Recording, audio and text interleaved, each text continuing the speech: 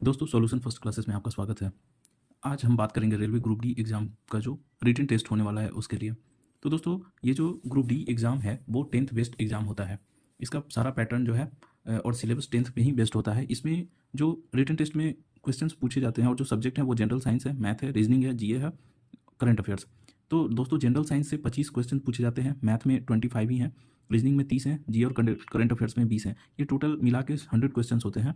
और दोस्तों ये 10th बेस्ड क्वेश्चंस आते हैं। जो भी इसमें क्वेश्चन है उसका लेवल ऐसा नहीं है कि 10th से ऊपर का होता है।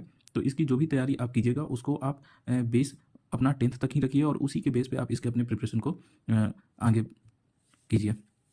इसके लिए सबसे पहले हम लोग परीक्षा के पैटर्न को समझेंगे कि ये जो ग्रुप डी का एग्ज़ाम होगा रिटन टेस्ट उसका पैटर्न क्या है। उसके बाद हम उसके पैटर्न को समझ के उसके सिलेबस को अच्छे से समझेंगे दोस्तों।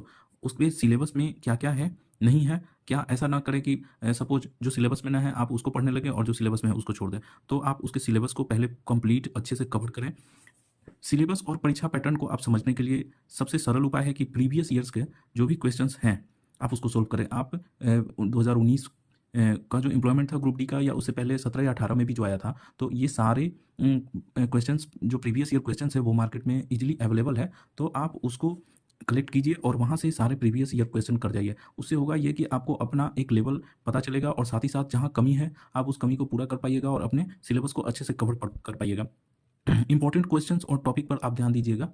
जो भी वीबीआई है या इंपॉर्टेंट क्वेश्चंस आते हैं या जो भी टॉपिक है आप उनको बार-बार पढ़ें, उसका नोट्स बनाएँ और नोट्स बना के अच्छे से उसका रिवीजन करते रहें। इसके बाद दोस्तों क्या है कि आप रॉन्ग आंसर देने से बचें। जब भी आप पढ़ाई कर रहे हैं तो आप इन चीज़ों का ध्यान रखें कि उसमें क्या पॉजिटिव है।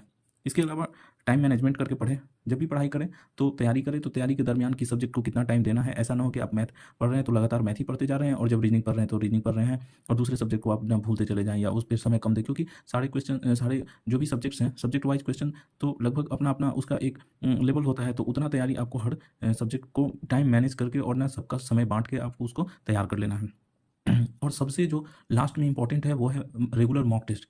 आप मार्केट से प्रीवियस ईयर क्वेश्चन लेके आइए और ना अपनी तैयारी के साथ-साथ time to time regular mock test दीजिए। मॉक टेस्ट से आपको अपनी तैयारी का लेवल पता चलता है कि आपकी तैयारी कितनी हुई है और कितनी बाकी है। अगर कभी भी आपको लगता है कि आप ओवर कॉन्फिडेंट हो गए हैं तो आप एक मॉक टेस्ट दे दें। उससे आपको अपने तैयारी का पता चल जाता है कि कितना मेरे में अभी राइट है, सही है और कितना मैं अभी कम तैयार हूँ। तो इन चीज़ों का आप ध्यान अगर रख के और अच्छे से अगर आप कंटिन्यूअस तैयारी कीजिएगा तो ये तय है कि आपका रेलवे ग्रुप डी में रिजल्ट आ जाएगा।